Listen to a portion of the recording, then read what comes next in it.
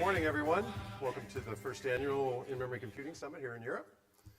My name is Terry Erisman. I'm the Vice President of Marketing for GridGain Systems. Just a little bit of housekeeping before we get started today. So the breaks will be in the exhibit area. So the first one is actually starting at 10:20, so after the keynotes. Lunch, which is co-sponsored by Scale-Out Software, is in the Zurich room, which is across through the exhibit area. That's the room in the back there, so we'll direct you back there for lunch. Remind you all, there's a passport program card, which you should have received when you registered. If you get that stamped by all the participating sponsors, then you'll be entered in a raffle, which we'll do at the end of the day tomorrow and give away some good prizes.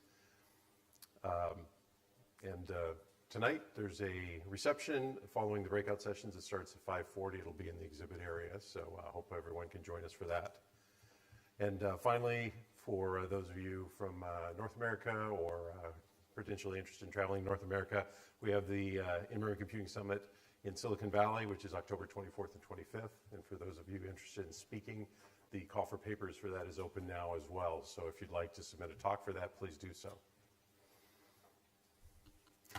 I'd like to say a thanks to our sponsors. So besides GridGain, obviously, we have Scale-Out Software, who is our gold sponsor.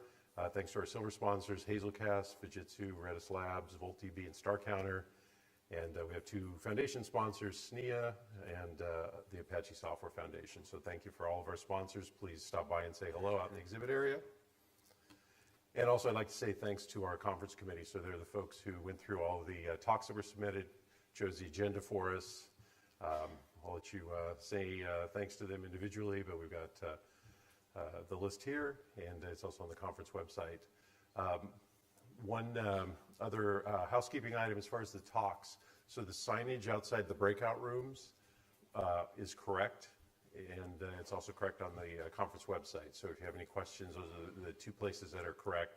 There's, I think, a couple talks on the main board out front that are a little bit out of date now, so just check the signs outside these breakout session rooms. The breakout sessions will be right here. When we take our first break, we'll pull the walls here, so there'll be 3 rooms. So this will be where you come back for the breakout sessions as well. Okay, so I would like to introduce our first speaker. That's Abe Kleinfeld.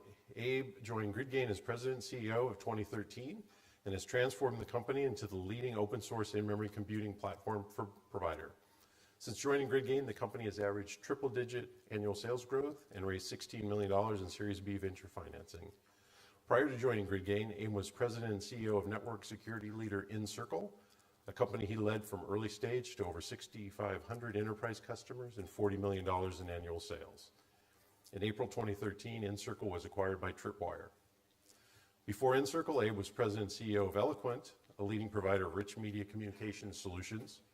Prior to Eloquent, Abe co-founded document management leader Odesta Systems Corporation, where he played a key role in building the company from startup in 1991 through its merger with OpenText Corporation in 1995 and subsequent IPO in 1996.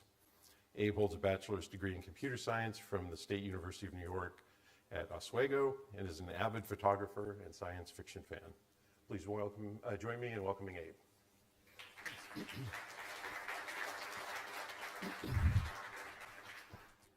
Thank you, sir.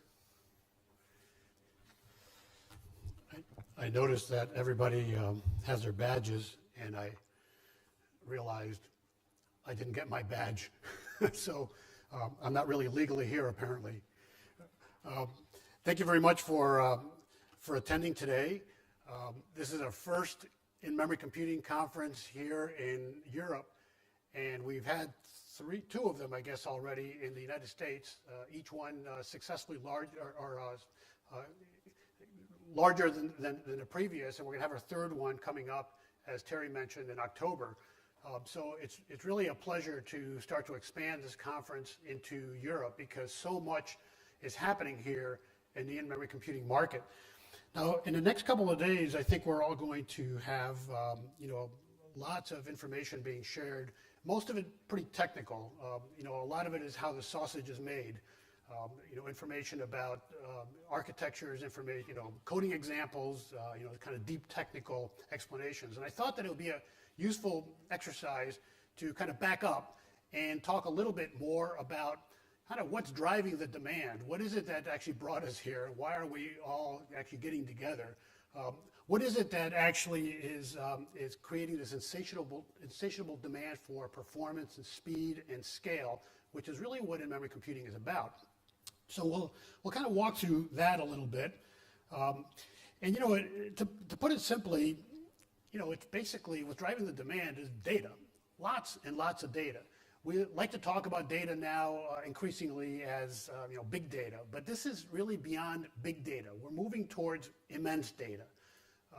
We're in a situation where we are producing so much data that just in the last 2 years alone, we produce more data than in the 5,000 years of humanity before it.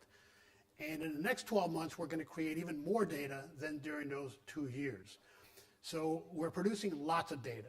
But it's more than that. We're also receiving information and data from lots of different sources. So we're creating an environment where we're connecting everything and pulling data from it. And we're creating more and more devices that generate and consume data. So that's what's driving this kind of growth in data. And it's all happening at internet scale. You know, the internet itself is growing. It's growing not only geographically, but also in a number of things that connect to it. So what is the purpose of all this data? You know, we have tons and tons of data coming in. We're creating all the mechanisms to collect the data.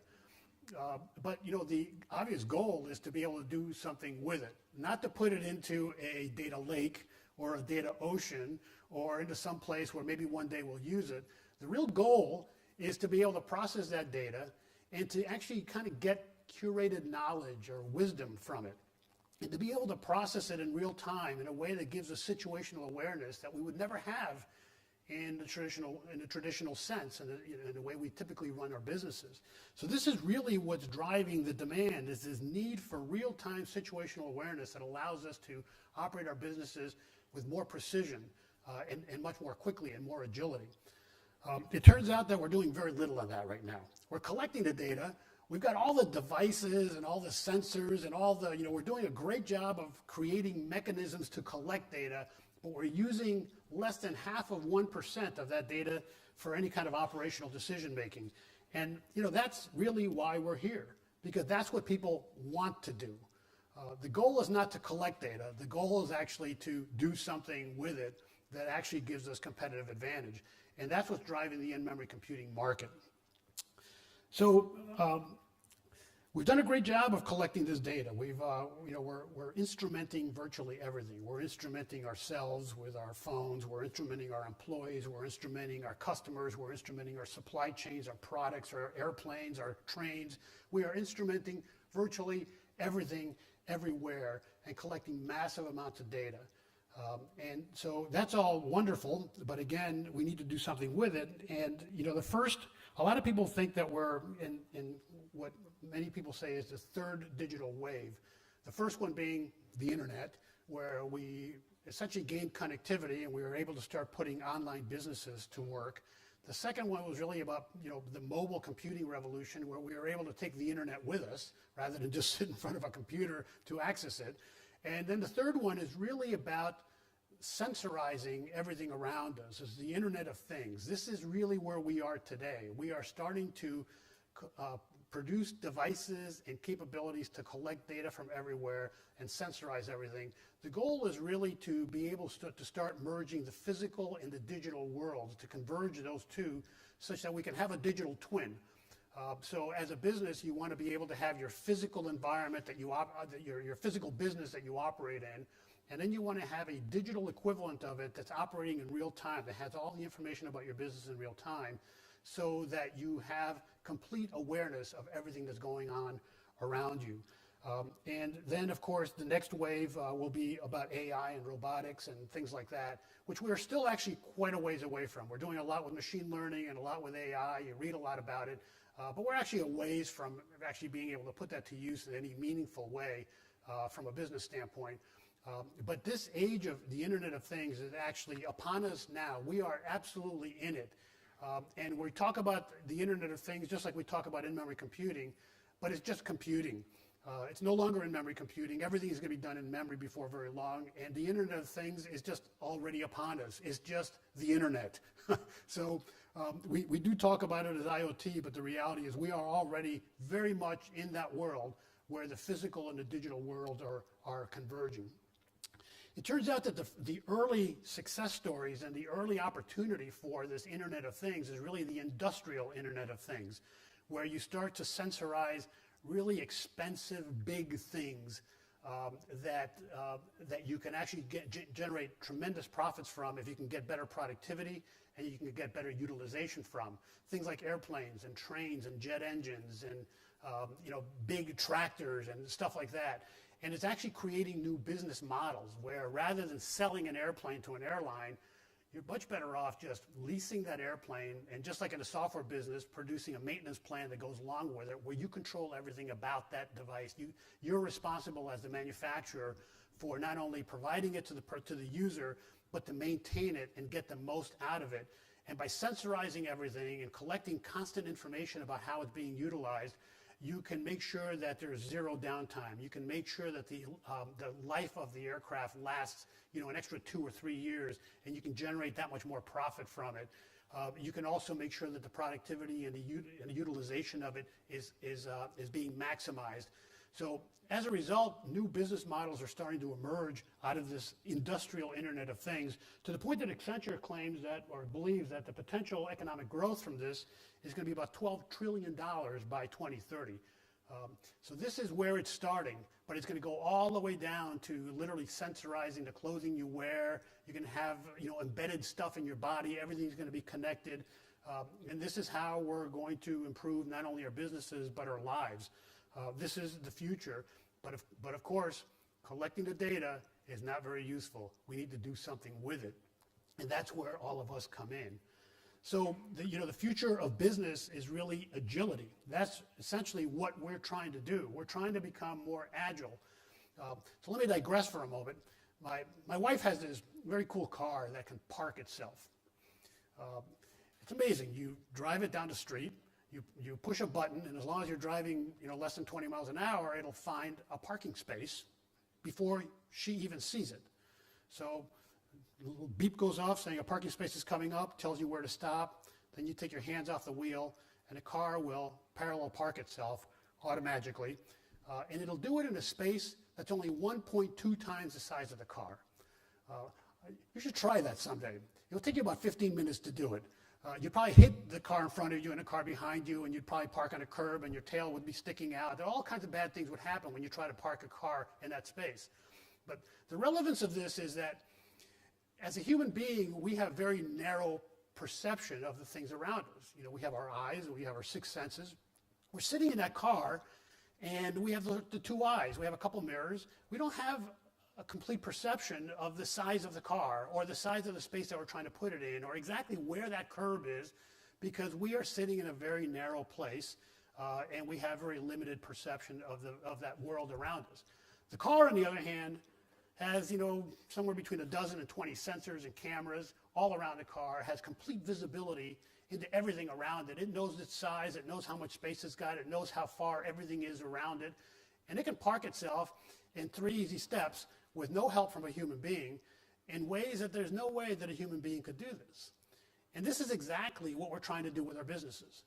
This is exactly what we're trying to do with all these sensors and all these devices, is we're trying to get a 360-degree perspective of everything that's going on around our business so that we can react, so we can be agile, so that we can operate and execute with extraordinary precision in ways that humans could never do, and also in real time. There's no sense, having a car park itself next week or the week after. You're trying to park right now. It's great that I found the space, but you want to park right now before somebody else pulls in. And yet that's how we run our businesses, right? We are instrumenting it all, but we are utilizing the information next week or next month. And that's not exactly what we're trying to do. We're trying to have visibility into what our competitors are doing so we can take action right now. We're trying to get visibility into the market, both regionally and globally, so that we can take advantage of opportunities right now. If there's sudden adversity, we want to know about it instantly, and we want the business to react with as little input from humans as possible. So this is where the curated knowledge and wisdom comes in. And as new business opportunities appear, we want the business to automatically recognize that and adjust to it, because a lot of these business opportunities only last a few minutes or a few hours. If it's raining in Brussels right now, and the umbrellas are flying out of the retail store, we want to ship more umbrellas to that retail store right now. We don't even want a human being involved in that. Just automate, the umbrellas are flying out the door, send more umbrellas right now, and raise the prices. That's what we want to do. Simple. It's really that simple. And it's very difficult to do that. And I'll tell you why it's difficult to do that. It's not because the technology doesn't exist. We are the people in this room and the community around us are the ones that are providing the technology that exists. But the world is still operating in a very old way. Basically, 50-year-old architectures is what everybody's using right now. The traditional architecture basically has your operational database sitting on one platform, and nobody wants to touch that because you don't want to slow down transactions, you don't want to mess anything up, so you're certainly not going to do any queries on that. You're not going to do any analytics on that. So you want to make sure that that's not damaged in any way and nobody's messing around with that. So you have your operational data in one place. And so what you do is you take a snapshot of that, maybe daily or weekly or monthly, and you move it over. You go through this long process and you move it over to this data warehouse or some Hadoop data lake somewhere. And with the goal of being able to do analytics on that information at some point. But of course, by the time it gets there, it's already, because you have to go through all this transformation stuff. By the time it gets there, it's already old. You're working on day-old, week-old, or month-old data. And next week you find out that it was raining in Brussels. And that's today's world. This is what we are. This is the world that we operate in today. And this is not what we're sensorizing ourselves for. This is not what we're investing in. We're investing in all this data collection so that we can do something with that data right now.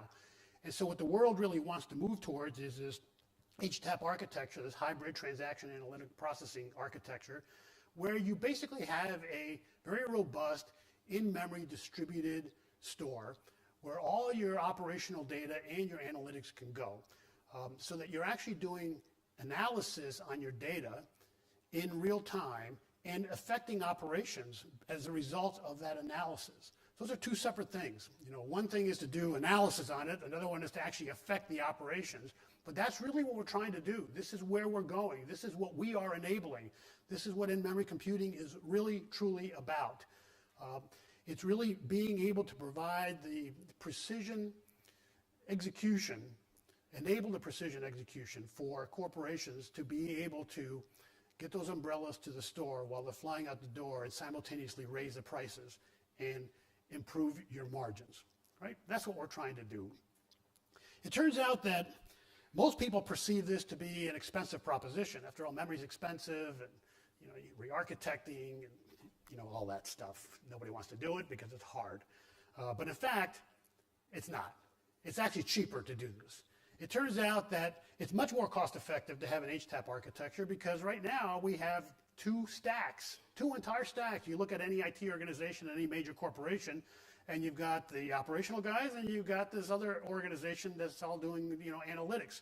So you're funding two complete IT stacks. You're funding two complete organizations. You're funding, entirely different things, doing two different things, and not really getting the productivity that you expect from it. So by merging it all together, you actually reduce costs. And if you talk to any CIO anywhere in the world, and you say, "What is your job?" And if they're speaking to a 12-year-old or their grandmother, they're going to say, "Well, my job is pretty simple. My job is to drive innovation in my company and to do it at a lower and lower cost every year."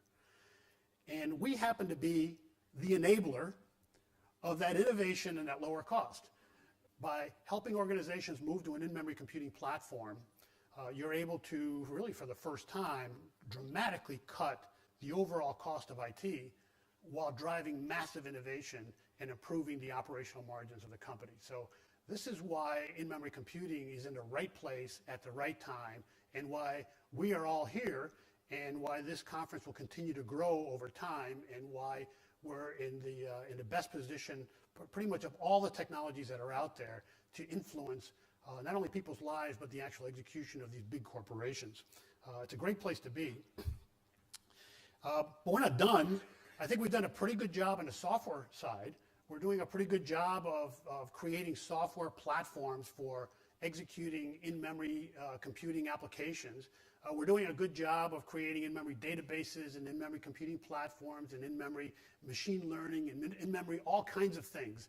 So we're doing a good job of evolving the software, but the hardware, interestingly enough, hasn't changed, at all. If we're honest, it hasn't changed since like 1980. In the 1960s, DRAM came out. DRAM is effectively the same now as it was in the 1960s. A little bit faster. Moore's law has continued to expand, but Moore's law is slowing down in the DRAM market, and there's not anything on the horizon that's better or faster than DRAM certainly in terms of performance and cost effectiveness. And then at the other end of the spectrum, we've got NAND flash, which was introduced back in the 1980s and really didn't go into mass production until the 1990s. But here we are in 2017. And the gap in performance between RAM and flash is pretty large. Thousands, 2,000 or 3,000x. That's a huge performance gap. And the density of what you can store is also very large. You can store a lot more in flash than you can in RAM in the same real estate. So there's a big gap between RAM and flash, and that, I think, as we continue to see increased demand for in-memory computing, is going to start to change. And you're already seeing it change. It takes a long time for this hardware world to kind of move forward. But you're already seeing a lot of new technologies based on the demand for in-memory computing start to emerge. And this is good for everybody because it means that we're going to be able to apply different cost models and different cost effectiveness to different types of applications. If we can start to fill that gap, we don't have to make the decision between flash and NAND. There's going to be many layers of storage class memory, if you will, that will allow us to make sure that we're applying the right cost structure to the appropriate application so that we can go very fast with RAM, and we can store stuff, for long term in flash, but there's going to be multiple technologies in between. 3D XPoint from Intel is now starting to show up. It's really the first time in probably 30 years that anything is actually appearing on the market between RAM and flash. It's remarkable, but you're starting to see a lot more investment in this world. Why? Because this is where the market is headed. Demand is here, and there's nothing like demand to drive innovation. So I think it's fair to say that in-memory computing will be powering and enabling virtually all the major transformative technologies in our immediate future. Machine learning and AI, which I think pretty much all of it is done in memory computing today. Spark is a really good example of that. Apache Spark is a great example of that. Virtually everything's being done in memory. The Internet of Things, which is upon us, and we've talked about. There's a couple other areas. Blockchain is really a foundational technology that I believe is going to transform entire industries. It's extraordinarily difficult stuff to understand. It seems like you have to read about blockchain about 75 times before you start to even get what it is and how it works. And of course, people like us, we don't really understand what something is until we understand how it works. So it's sometimes you have to ask the 12-year-olds, what the heck is this thing? But basically, what it does is it can record transactions with tremendous security and provenance, so you can maintain the origins of these transactions, and it does it in a very secure and in a permanent way, such that it will actually transform a lot more than what you've heard about. Like you've heard about how blockchain is being used in Bitcoin to ensure that you have that you can do secure transaction of money without any middlemen. That's a wonderful example of how blockchain can be used. But the real opportunity for blockchain is those places where you do a lot of records management. So, for example, online voting, things like property rights management, things like medical records, where you need to make sure that stuff just doesn't ever change. Once it gets recorded, it cannot change. You can't go back and change history. This is where blockchain really starts to do very, very well. You're going to see entire industries transformed, and particularly government you're going to see transformed. I'll give you an example of, you can look this up and find out about it, because it's really a great example of how blockchain could have really helped in a particular area. You all remember the Haiti earthquake from 2010. It was a horrible earthquake, tremendous loss of life, tremendous loss of property. I think over 100,000 people were killed in that earthquake. It was a total disaster for that island. Turns out that all the municipal buildings were destroyed in that process, and all of the property records, all of the property transfers, all the property rights, all those records were lost. And the backup buildings were lost also. There were no property records. And then suddenly everybody that wants to claim their property and rebuild, they found that there were other people claiming that their property belonged to somebody else. And there was no way to prove that. And this is where blockchain could have been of tremendous help, because with blockchain, you would have been able to ensure that no matter how many buildings collapsed, because of the distributed nature of the ledger, there are so many copies of it, and every one of them can be verified, that there's no way that you could have ever lost that. And there's no middlemen, and there's no corruption, and there's no fraud. All of that can be eliminated with blockchain technology. So this is why smart contracts will become very important, and why you can be able to do real-time money transfers without the middlemen that take up a percentage of the cost, and also get involved in delaying these transfers. So blockchain is a big deal, and is going to transform entire industries. Another great example also in Haiti was that there was a lot of money that went into charity. Something like $500 million got donated to the Red Cross. You know, it is, something horrible happens, you see it on Facebook, you push a button, you donate $1. So $500 million goes to the Red Cross. And a few months later, people wanted to know what happened to that money. It was supposed to help Haiti. The Red Cross had no idea. All the money, $500 million, was lost. It was totally lost. Why? Because the Red Cross was kind of dishing it out to third parties to help, and the third parties all stole the money, and it just disappeared $1 at a time. And this, again, is where blockchain could have made a big difference, because you have complete provenance, you have complete transparency into the transactions, you can eliminate fraud, you can eliminate all these middlemen, and you can get the money to the right places. So Haiti is a classic example of how, if we employ things like blockchain, things are going to actually transform in a big way, even in times of disaster. So blockchain will be a big deal. Virtual and augmented reality. I think augmented reality in particular is going to be big. You're going to walk into a shopping mall and it'll transform itself, at least to your eyes, based on your preferences.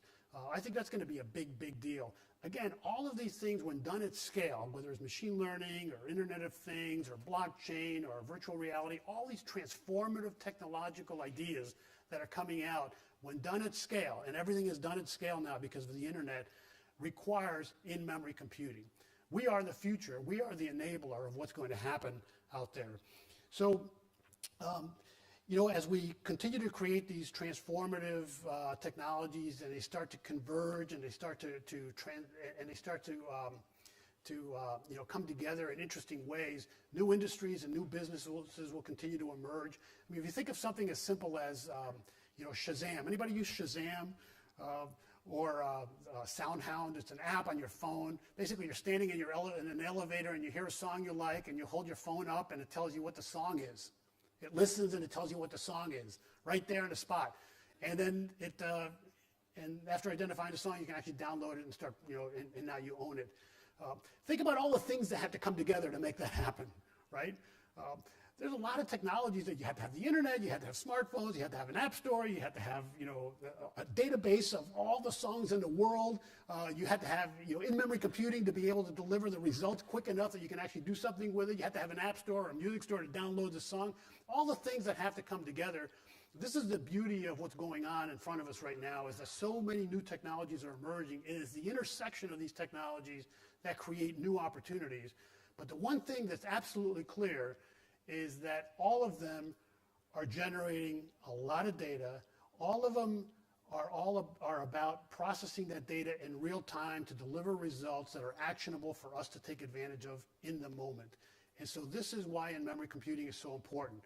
The people in this room and the larger community around us that are delivering this kind of technology are the enablers of digital transformation. We're the enablers of the Internet of Things. We're the enablers of the future of business. So I'll let you keep that in mind as you go through this conference over the next couple of days. And again, I want to thank you all for attending, and I hope you enjoy the conference, and I'll look forward to meeting every one of you during that time. All right, thank you. So next we have Felix Greevy, who's the Director of Product Management at MISIS, where he has been working in the finance industry for 19 years now. So after various roles in development, sales, and business development, Felix is leading the product management of Fusion Fabric Cloud, the MISIS application platform as a service, where HTML5, GPUs, big data, open connectivity, and other cutting-edge technologies are key pillars to power their next-generation platform servicing the financial community.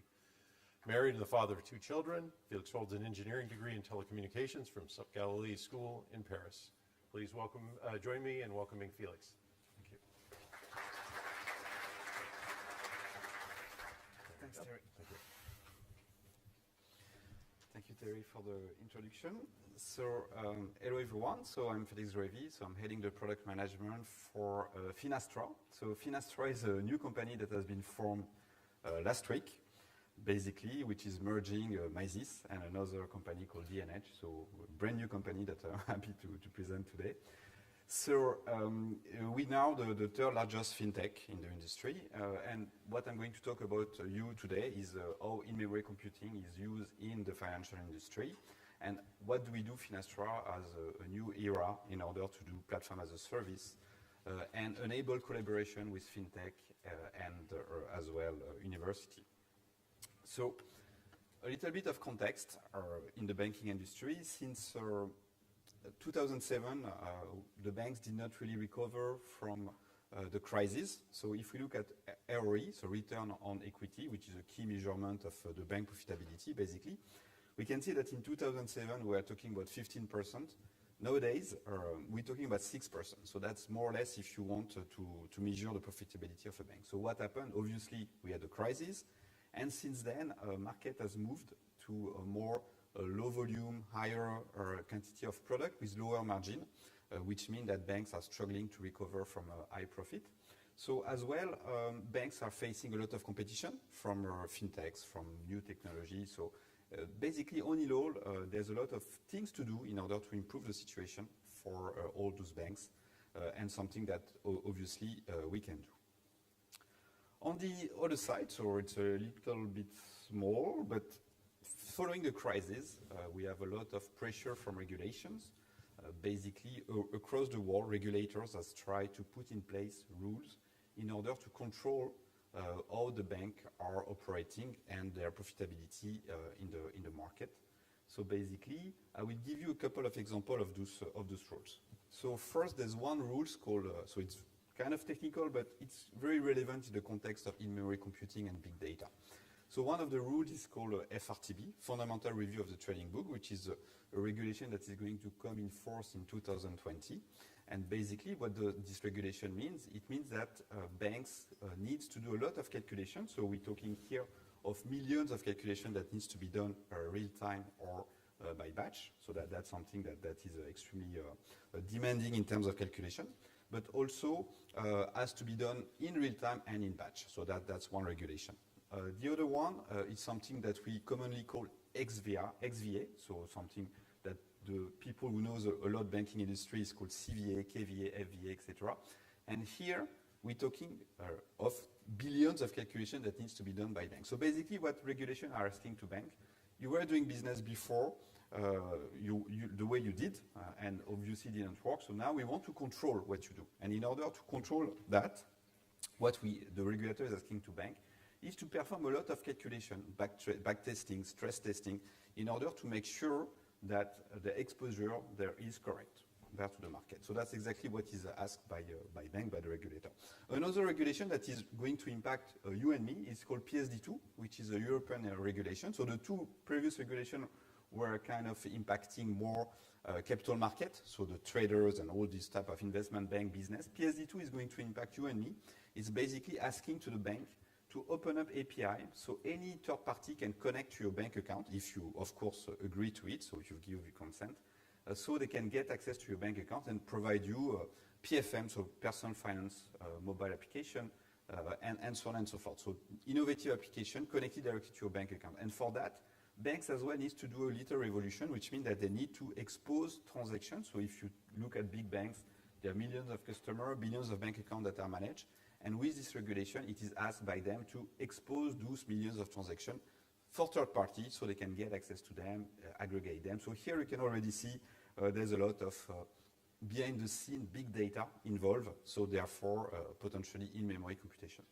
So if you look at all those different areas, it's clear that we need to do things differently. So the software that were designed 30 years ago, 40 years ago, in order to achieve that, is definitely not suited to do real-time calculation and manage that millions or billions of data.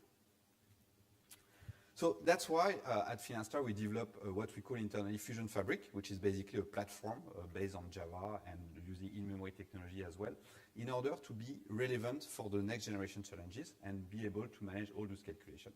So there's several parts into it, and obviously I will focus mainly on the in-memory part, but we do have GPU, for example, for calculation, so that's something when we're talking about millions or billions of calculation, we need to do things and leverage GPUs in order to have fast calculation. Aggregation as well, so we also have aggregation modules, but the most important one is obviously the in-memory computing part, something we call internally DASO, which is here holding all the important information that banks are going to use. So in order to cover, as I discussed before, regulation such as FRTB, so millions or billions of calculation, or PSD2, so ability to manage millions of bank accounts in memory. So what we want to achieve is the software that managed by Finastar covering a large scope in the industry. So we're talking about trade finance, we're talking about capital market and retail banking. And here with the software that we have, what we want to do is to be able to manage the scale of data. So I was talking before of PSD2, and if we look at the number, we're managing more than almost 175 million bank accounts under Finastra system. And therefore, if we want to expose those bank accounts to the outside world, so third party can start to develop application on top of it, we need to have a way to third party to access this data with mechanism that relies on caching and so on and so forth to avoid that there will be a lot of pressure on the core system. So what we call core system are the traditional systems that manage bank accounts or capital market solution in banks. And we want to have a new layer on top of that in order to be able to access all those information quickly. So now, going to focus a little bit on the in-memory aspect of what we do. So basically, in order to give access to third party to a large amount of data, we don't want them to get connected directly to the core banking system. So core banking system, as you know, are systems that are extremely reliable, sometimes based on mainframe, but not so optimized and designed for real time. So if people, based on the PSD2 regulation, wants to start to build PFM solution to get access to bank accounts, they cannot connect directly to the mainframe, but therefore that's why we have built this layer, in-memory layer, where we can get access to the bank account information without impacting the core system. So in order to do that, we are loading all the trades in memory in the various nodes, so machine and virtual machines, that are hosting all the data in RAM in order to be able to do fast processing and give access to those transactions to third party. So we are organizing the data based on the affinity, so regrouping data that can be regrouped together based on the frequency of the data, the maturity of some information, etc. So that's the way we regroup them. And manage caching strategy based on the nature of data. So here we're talking of three different caching technology. So one that is related to data that are not moving often. So for example, bank account is not something that is not moving often, so we can put that in a more static cache. We can put then transactions that are moving a lot, such as bank transactions. So basically, whenever we do spending, there's a lot of information, new information that is updated. So that's something that we're going to use. And another category data, finally, which is what we call market data, which is basically information related to FX, currency changes, and so on, that change a couple of times per day, but is impacted all the transactions. So based on this strategy, we organize our data and be able to store them accordingly. Then one of the key criteria of in-memory computing applied to the banking industry is all about performance. So in order to be performant, we want to collocate execution and data. So why is that important? It's because in our way to re-architecture and reorganize the software, as I said before, we want to do things differently, not the way they were done 30 years ago. The bottleneck that we have identified so far is highly related to the database. So data is retrieved from the database, processed, and then displayed.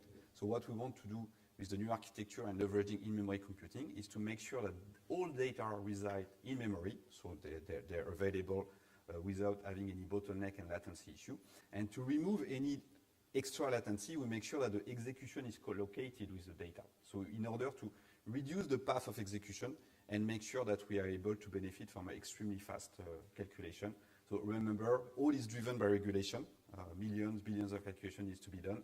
So we cannot spend time in delays, in extra processing that is routed to network and so on. So extremely co-location of data to minimize the time we spend to execute data and maximize the efficiency.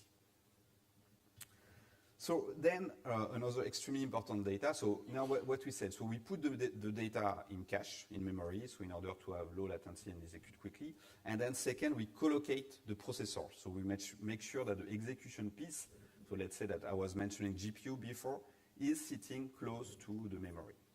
Now the other aspect is as well make sure that data is processed fast enough in a reactive way in order to maximize efficiency of the CPU. So it's all about efficiency. If we want to be able to achieve millions to billions of calculation in a short time frame, we have to make sure that we are able to define what we call topology of data.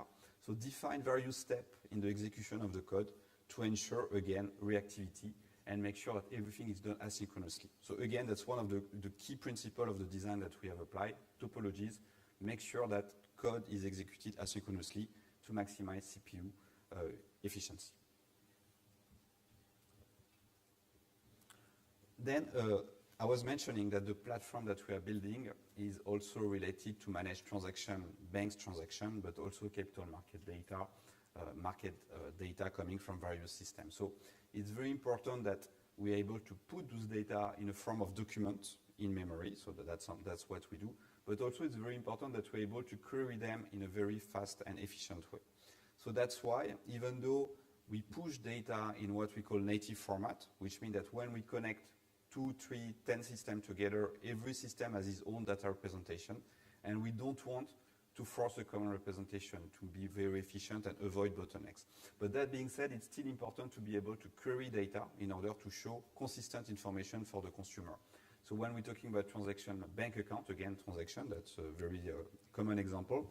If I want to query every transaction of my bank account, I can assume that every core system will have a different representation. So let's say ING will have its own bank and account representation, Deutsche Bank its own account representation. Still, I want to be able to query what is my balance across all those accounts. So that's why we have defined what we call stereotype, which is a very simple way to index data. So in the stereotype is a lightweight format where we say, okay, this is my transaction, and in my transaction I have my account information, I have my customer name that is defined, and therefore I got keys where I can aggregate all the transactions and perform my calculation. So it's a very lightweight way to identify and query data. So that's what we have done as well, to be able to manage this data lake, this ocean of data, even though we don't want to structure it, because we want to remain it unstructured as much as it can. We have defined some small stereotype, which has the indexation keys, basically, that allow us to query and manage the data. And finally, so as I was mentioning, our vision is to be able to connect multiple systems together, coming from different, so first in Finastra, XMysis, we have a bunch of different software coming from different background, different history, so all coming for their own representation. And as well, we want to be able to include third-party core system or any competitor software in the data lake, in my computing strategy that we want to put in place. And that's what we have designed, this strategy of putting unstructured data and not forcing any common data model. So whenever we force common data model, it's something that could potentially be more efficient when you do your processing and your calculation. But however, it creates a huge work upfront where you need to translate data, to agree on a common format, and that's definitely something that is not working across the industry. We want to be able to plug very quickly new system. We want to put in the data lake a new calculation, new banking information, and we don't want to spend time in normalizing it across multiple systems. That's something we tried in the past, we failed. So that's why what we propose and what we have done this couple of years is pushing data in what we call native format. So every system push their data in their own format, so unstructured format in their own representation. And using the stereotype I was discussing before, we are able to query them and do some simple aggregation. So enough of all the theory. If we look at some benchmark now, so what I was saying, that we have done this new layer in order to do things better and be able to be relevant for this regulation and the next generation regulation as well. And therefore, we put all the information in memory, and we're coding GPU in order to do calculation.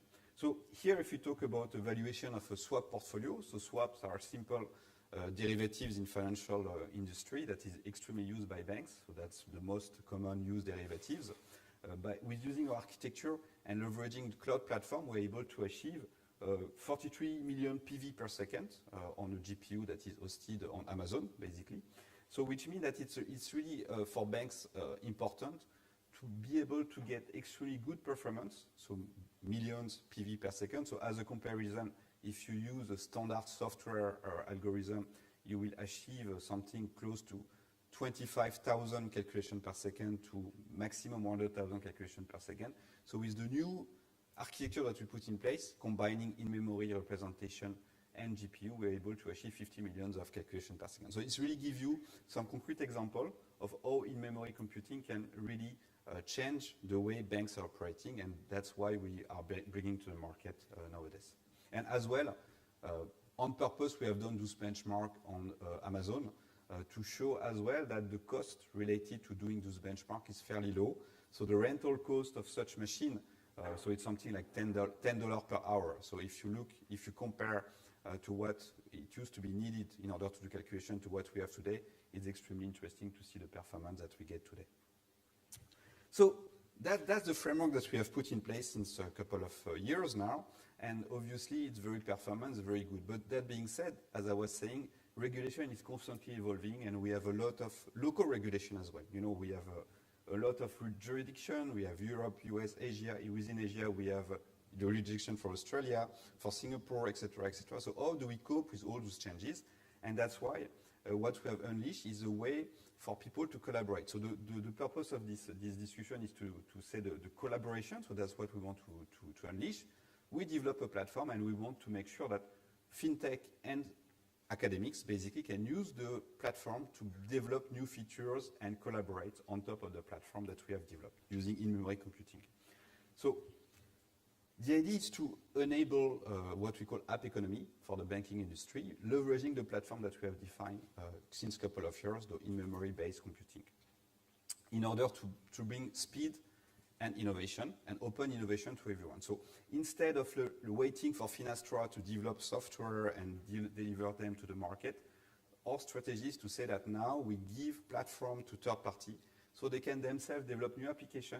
They can be proposed to banks. So it's a way to have more speed and innovation. So we leverage the Fusion Fabric platform, so basically in-memory computing that is residing behind the scene. So people, third-party developer, fintech, etc., can use what we call the Fusion Curator in order to be able to develop new applications that will be available and given to the banks.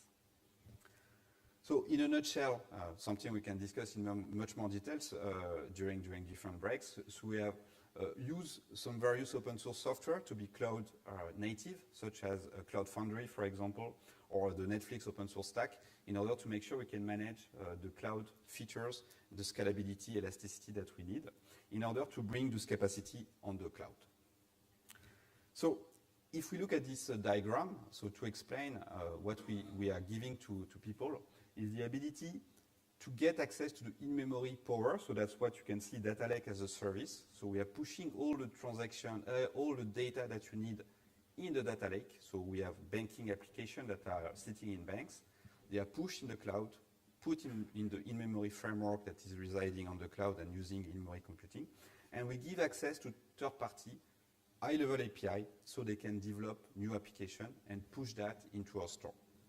So the idea is to open up, as I said, collaboration and contribution across the industry, so across academics, fintech, etc. So we have banks connected to the platform, sending data to the platform, and fintech and students be able to develop application in order to create new added value for customers. Because the whole idea of the platform is to say that we want to open up innovation to third parties. So the in-memory computing framework that we developed with all the cutting-edge features such as GPU, we want to give that now to third parties so they can develop application.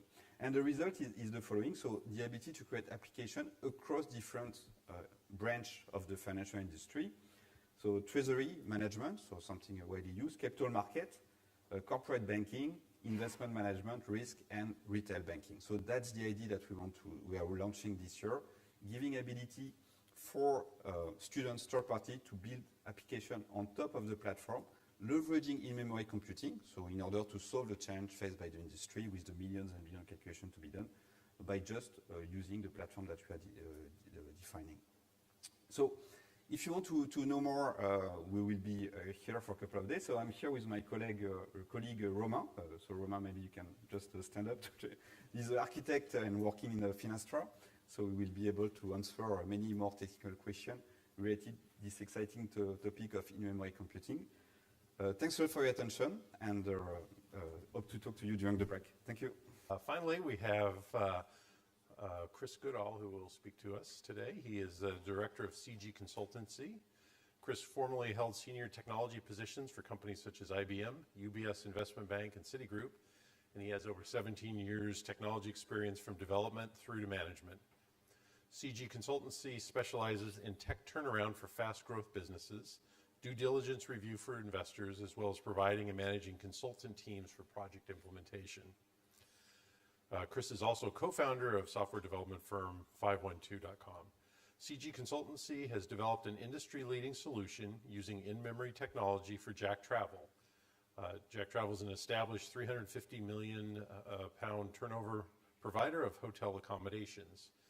And CG Consultancy supplied a full agile development, software development team, and Chris was named interim CEO for the large-scale integration project Jack Travel undertook following a company acquisition in 2015. Please join me in welcoming Chris.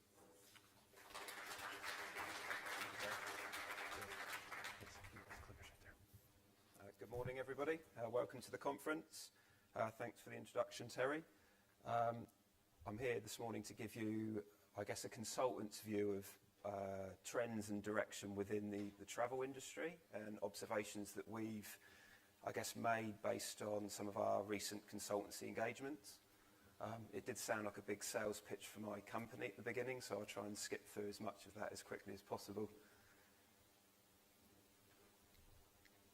So just in terms of an agenda, I've got a lot less slides than the previous presenters, so I'm going to have to try and string this out a little bit. So an introduction, a bit about myself, my background, looking back at in-memory grid computing from sort of my experience, I guess, over the years, how that's changed, how that's evolved, and to the latest sort of technologies using Apache Ignite, Hazelcast, and other sort of vendors. Some use cases for the travel industry. There's going to be lots of those. We've just got a selection to sort of present today. And then hopefully the benefits and sort of the return on investment you can get from using these technologies within that industry. And I think it's also quite transferable. It's not just the travel industry. I think this applies to a number of different industry sectors. And some of my background in the banking industry, I think there's lots of correlation and carryover there. It's probably a bit small on there. So I'll go through this quickly. My background, I was a software developer. I have a computer science degree. I spent the first sort of few years working for IBM Labs in Winchester. Abe mentioned the three revolutions of data. I think I've probably seen all three of those, so I guess that makes me quite old, or makes me feel old anyway. IBM was at the sort of the turning point of the internet, the early days of Java technology. I was part of the Java technology team at the IBM lab there, and my first role was developing a transaction gateway written in the Java 1.02, I think it was, to enable the Kix mainframe to be web-enabled. So it was sort of the very early days of e-commerce on the internet. Their key sort of customers at that time were large airlines, as well as sort of your household banks that were exploring online banking. And that was sort of a good introduction to e-commerce and highly scalable sort of platforms. I then went and did a few years in the city working for investment banks, starting with UBS. UBS was very sort of forward thinking in terms of its technology stack and the technologies that it was using. It didn't really use vendor products so much, so to speak, within the sort of front office equity trading technology area that we were working. But they were really exploiting the sort of in-memory capabilities of computing at those sort of early days, early 2000, using Sun Solaris SparkFire servers, lots of them costing sort of millions of pounds, and really exploiting the limits of Java virtual machines and the heap sizes, running them right up to sort of maximum heap sizes, and all the issues that occurred with that, with long garbage collection cycles and understanding how to sort of tune and work around that. Following that, went to Citigroup, again sort of similar sorts of roles, but building very fast front office trading market making platforms. And whilst in-memory grid computing was sort of making an appearance for Citigroup, it wasn't fast enough for sort of front office trading. And I noticed from Felix's presentation just a moment ago the sort of mention of GPAs, or GPUs rather, and this sort of very hardware accelerated processing models that can be used for doing very fast financial calculations. That was sort of quite early days for Citi at that point. What they did use was a grid platform based on technology from Symphony, and that allowed them to sort of build some proprietary data centers with thousands of nodes that would recalculate their trading risk P&L positions in near real time. Their sort of previous scenario was that this would run off the back of SQL or Sybase databases overnight, and 9 times out of 10 they would fail, and then the next day traders would be essentially trading in the markets blind without a view of their sort of financial positions, which obviously worried the heads of trading desks, and then the technologists such as us who used to get it in the ear because the traders were complaining that the technology wasn't fit for purpose. So this was sort of, as I could see it, the advent of, or the changeover to using more sort of in-memory grid technologies to try and improve those scenarios. And whilst the front office platforms that we were building at that time we always wanted to do it in the lowest level language as possible, whether that was C++ or C for the pricing engines. It started to sort of morph into sort of more C#, Java type languages based on in-memory grid fabrics. So just a very quick slide on what I do now. So I run a consultancy business primarily, and we work with businesses that are fast growth in nature to help them professionalise, bringing in the right sort of staff in terms of whether that's sort of senior technologists right the way down to sort of developers and architects. We get a lot of our work from private equity and venture capitalist businesses. So they're looking to invest in companies, and we will carry out technology due diligence, essentially going into different companies and understanding whether their tech is good or not, or whether there's room for improvement, and then sort of promoting, maybe some improvements in sort of best practice going forward. It's from that we've been able to see sort of lots of trends in the industry and potentials for improvement. One business that we've worked with very recently is Jack Travel. They're a very large hotel accommodation wholesale provider. They get lots of search a day in terms of people looking up hotel inventory.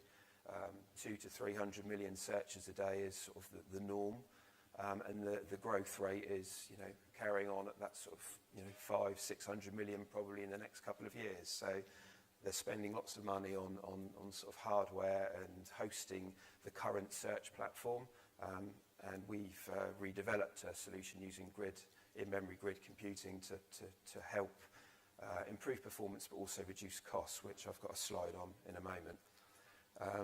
And we also have a subset of consultants that are experienced in grid computing and those sort of key skills. also run a software company in parallel to this, and we develop online platforms. So primarily Java-based, and they're enterprise-grade systems for sort of bigger businesses, and there's our customer list down there. So grid computing way back when. And I think it's just really the time that I had when I was at Citigroup was sort of observing some of the trends, I guess, that was happening there, and Citigroup's approach to solving this big problem of having real-time profit and loss or trade position information that was fragile at best, to be honest. So the platform that was in production at the time before they rolled out the in-memory compute project was pretty flaky. It would run on databases overnight, and it would very rarely sort of complete on time. So, as I said earlier, traders would be sort of blind in the markets the next day. So there was a big push to redevelop this platform using this in-memory compute with thousands of nodes. They had data centers based in sort of the key trading locations in Europe, in Asia, and the US. And it used an in-memory tech or fabric called Symphony at the time, which I believe was then sold to Hewlett-Packard and then on to IBM. It was fast enough for that sort of back office risk P&L, but not fast enough for the front office pricing, which needed sort of very complex financial calculations, which they call Monte Carlo simulations. And I guess the sort of key takeaways from that was that it was very expensive to deliver that platform. It was well over $20 million to design those data centers, to run those in-memory compute nodes. And it was relatively slow when looking at the sort of the numbers that you can achieve using technologies such as Apache Ignite and Hazelcast. So sort of moving on to the travel industry, so opportunities within that sector. And I know there's sort of a couple of other people here for these 2 days that are also giving detailed presentations within this sector. Bart Hansen, who's presenting on tour operators, who's over there, and Francesco, who's sat at the front here from Jack Travel, will be presenting in more detail what the work that's being done at Jack Travel. So just a couple of use cases really to sort of discuss and present. I think the key thing that we've observed when looking at the sort of platforms that the businesses are using in the travel sector is a lot of it is based on legacy tech, and that can really be sort of Visual Basic 6, sort of age of software, with lots of investment within sort of stored procedures that are very convoluted, very complex, difficult to unwind, difficult to maintain. The systems themselves are generally good at what they do, but very difficult to adapt or improve or change going forward. So sort of one of the sort of key observations, and I think parts of those systems need to be scalable, other parts don't. So there's a real mixture of sort of tech requirements or things that it needs to deal with. The hotel accommodation search problem itself is quite challenging in that it's very high volume. So Jack Travel, as an example, have over 250 million searches a day. They need to return responses in under a second. The current platform that's being used, which is being replaced at the moment, is typically under a second for some of the searches, but for any of the more complicated accommodation searches, it will be several seconds. So comparing that back to sort of the financial world, you can do exponentially more in a lot less time. So the requirements are, I suppose, not as severe for the travel industry. It's not as important to the speed isn't of sort of millisecond, microsecond nature that's needed for trading, but it's still needed to be sort of sub-second. So the in-memory tech, I think, lends itself well for achieving those requirements. There's lots of complex room-type, accommodation-type combinations that need to be, I guess, pre-calculated or calculated in a real-time nature, depending on the search, with margins applied, other types of agent-type calculations that need to be factored in. So there's various inputs that need to feed into a pricing model and to be able to return that result. very quickly. Again, doing all that in memory lends itself very well. And then having a framework that sits around that in-memory fabric to receive intraday updates. So as people are making margin adjustments, or if accommodation is sold, anything that would result in the recalculation of a room price based on demand can be achieved using maybe messaging technology or some way of communicating that in real time. The other use case that we've observed, and that's through a recent piece of due diligence that we did for an airline schedule provider, and they're very well established globally. And looking at their technology stack, they'd achieved some in-memory computing using older IBM, JBoss application servers that are potentially 10, 15 years in age. It felt that that was sort of a ripe area for redeveloping that complex challenge of working out every possible flight combination based on a particular query. Again, I suppose it's similar in some respects to the hotel accommodation search problem, in that you need to have all of the data held in memory, all the reference data at least, as well as getting regular intraday updates to do with flight changes, whether that's from the airlines or the carriers or baggage handlers, all these other sorts of bits of data inputs that would cause flight connections or scheduling information to change. Again, it felt like another good example where in-memory compute fabric could benefit that area.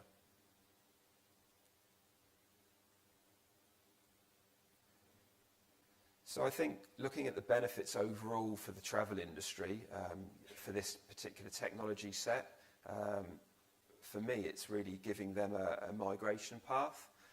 And I guess that's not top of everybody's list, but I guess for some of the businesses, they need to have a way of moving from older technology to newer technology. So certainly with the travel systems that we've reviewed, there's a real mixture of old tech mixed with sort of legacy code that is very difficult to unwind. So having this in-memory compute technology gave certainly Jack Travel a mechanism to unwind some of the complexity of this overall booking hotel accommodation platform that they'd invested heavily in, and move some of the more scalable parts of that technology to a more appropriate platform.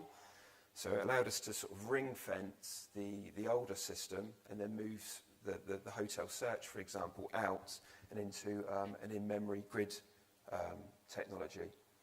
And that also benefited from the sort of being able to scale, very high volume, very low latency, and then using sort of standard middleware technology to communicate from data sources within that infrastructure. The other key benefit, I think, moving on 10, 15 years from certainly my observations when at Citigroup and their £20 million grid project there, is that the in-memory data grid technology now it's got a very low cost of entry. The Apache Ignite Apache Ignite framework, for example, is open source. It's easy to start testing with that stuff, to start prototyping. Hazelcast, GridGain provide good levels of professional service and consultancy. Jack Travel used GridGain, for example, and we had their professional services staff help prototype initial versions, which was really helpful with knowledgeable staff that know what they're doing. Another massive thing, certainly for the board of directors at Jack Travel, was the ability to reduce data center costs.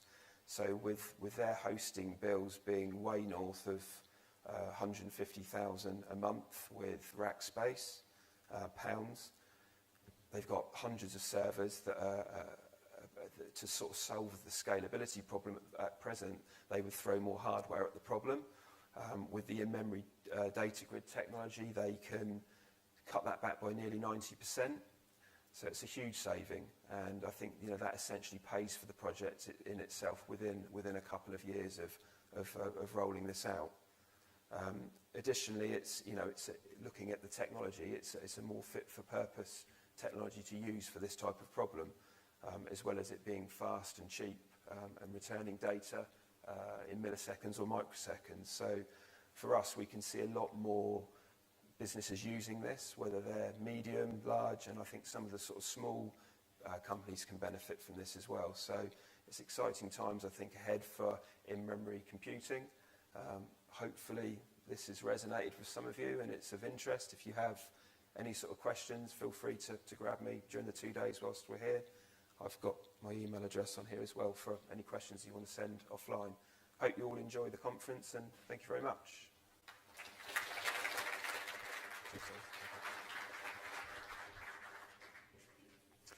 All right, thank you, Chris. So let's see. Before we start the break, so we'll have 3 breakout sessions going here in these 3 rooms once we split the rooms up. I think we've got a lot of great speakers. I'm sure you may run into some times when you would say, geez, I wish I was able to be in 2 places at once. The good news is we're recording all the sessions, so those will be up on the conference website the next week or 2. So if you miss a session that you really like to attend, you should be able to watch it online. The one other thing I'll mention is everyone in your badge packet has these this little yellow bag that's got some little business cards in it, since it seems these days fewer and fewer people actually have their own business cards. If you'd like any of the exhibitors to contact you after the conference, please give them one of your cards from your little packet if you don't have your own business cards. With that, we will take a break from the keynotes and have a break in the exhibit area. Thanks, everyone, and have a good day today. It was just like a movie. It was just like a